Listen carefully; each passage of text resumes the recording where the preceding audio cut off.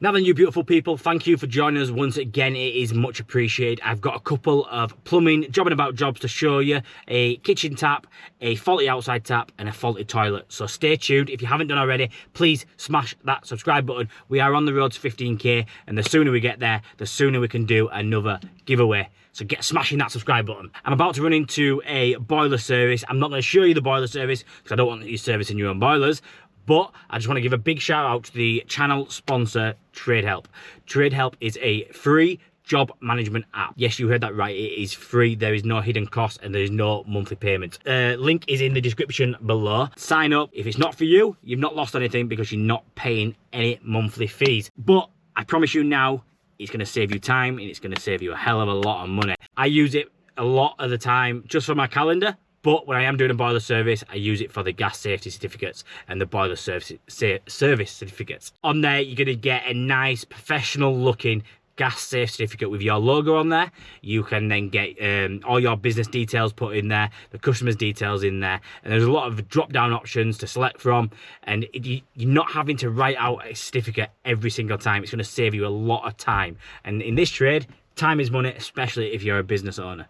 And you don't have to pay for more money for more accounts, for more engineers. You can have as many engineers as you want on the app. So if you are a small company or a big company with people working for you, it is definitely for you. So check it out, it's in the description below. And enough of me babbling, let's get into it.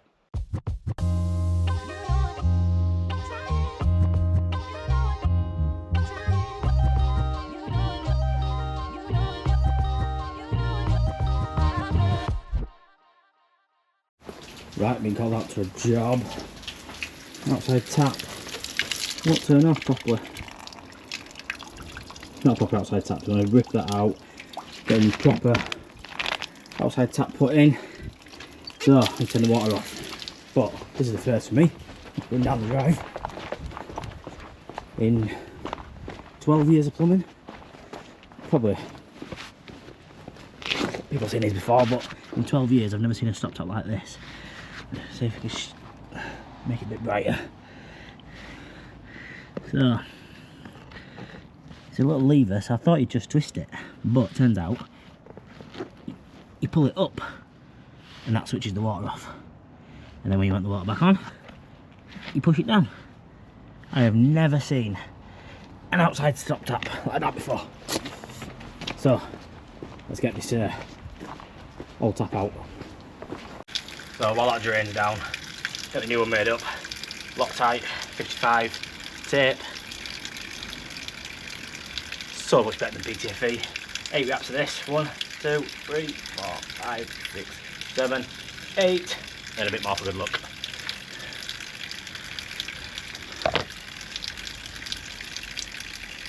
That's ready to go there, in pocket. And then because it's not on a back plate, you need to hold the back of it. There's no screws into the wall, it goes straight to the wall. If I start trying to spin that, it could possibly damage the pipe going through the wall. Just on there. Spanner on there.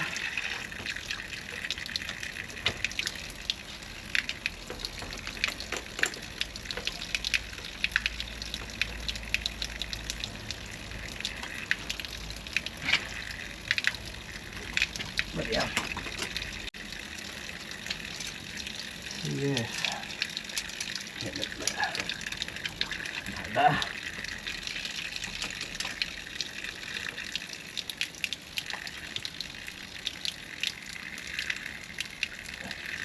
Bloody hell.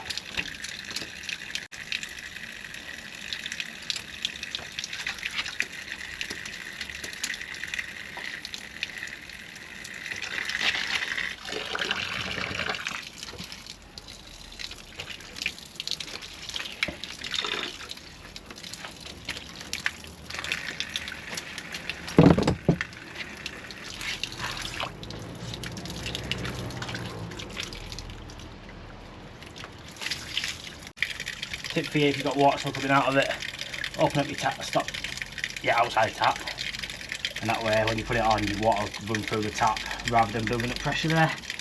Just Getting the bits out.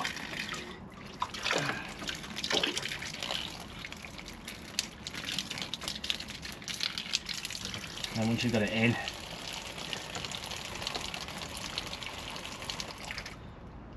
then it's out.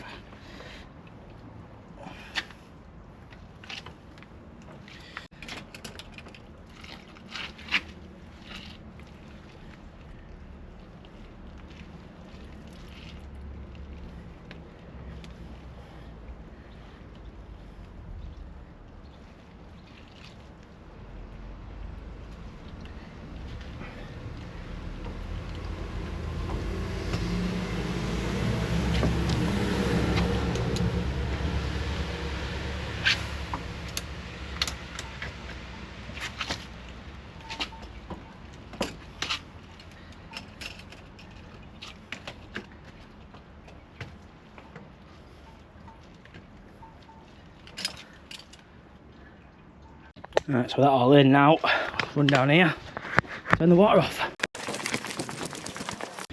Let's give that a push down. The water should be back on.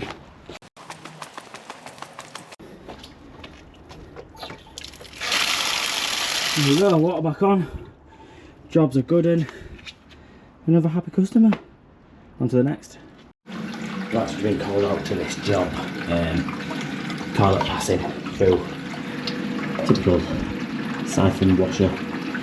They always go manky and don't seal properly. It's very intermittent. This, I don't think it is an ideal system or siphon with it being blue, but it's the exact same mechanism. So we're going to use the clicker button. Well, I can't remember the actual name from it. Got a spare from Inventive Creations. So to get this out, what we have to do is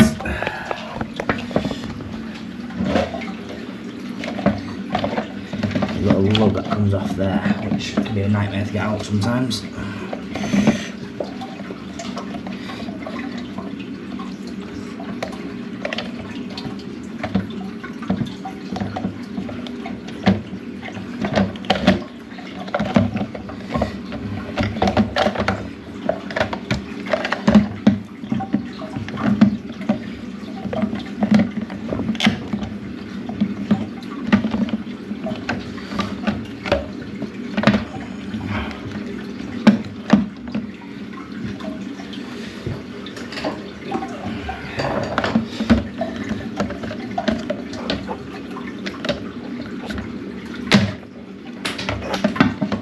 Go.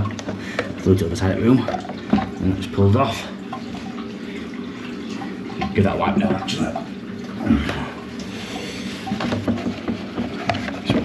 Clean it all up, new one, push it in, and then new clip should just pop in there, all being well. There we go, it's swapped. Now all we gotta do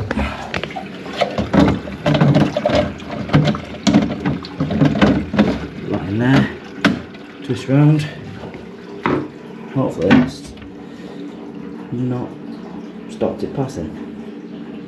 Or is that just no, we're just stagnant water that coming down the flush pipe.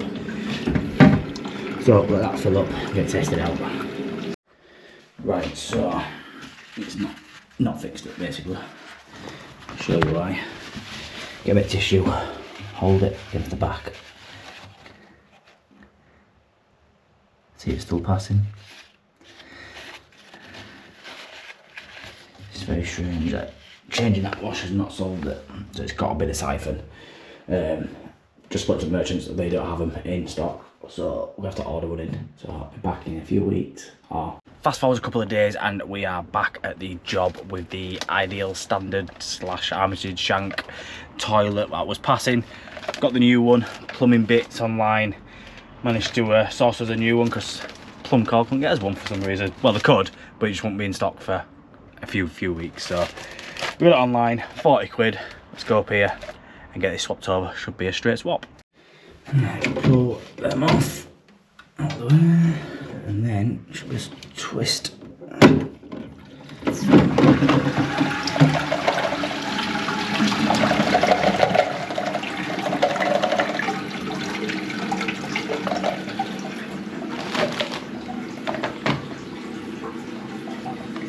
near enough identical.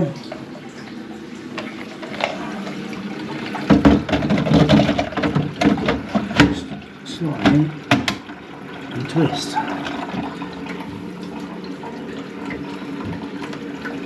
And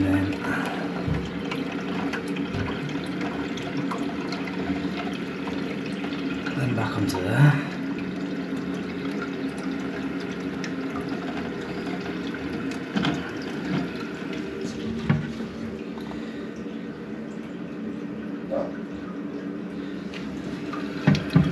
Let that fill up and twist it out.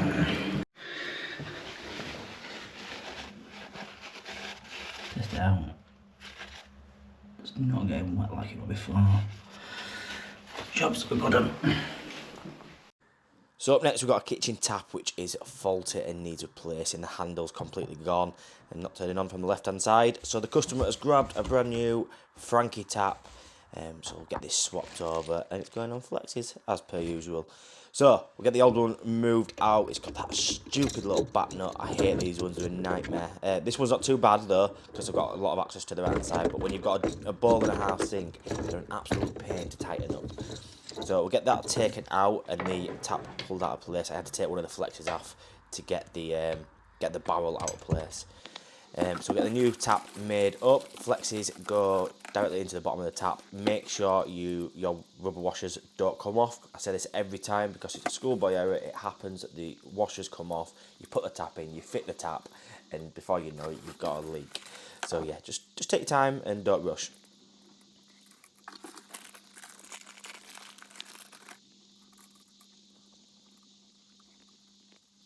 So with the tap all made up, we'll slot that into place.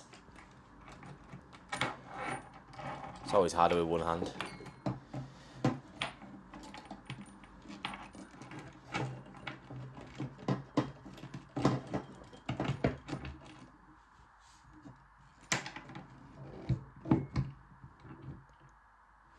So with that in now, we'll get the back nut underneath and get it all tightened up. But you can see here, the flexes are shorter than the existing flexes, the old flexes, so they don't connect onto the fitting, so we have to get some sockets and pop them up to extend the pipe to connect onto the flexes.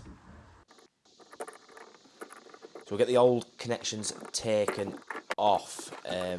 On this job at the time, I didn't have 2 compression sockets on. So I only had one, so I replaced one with a compression socket and the other I had just enough pipe on the cold to put a press socket on.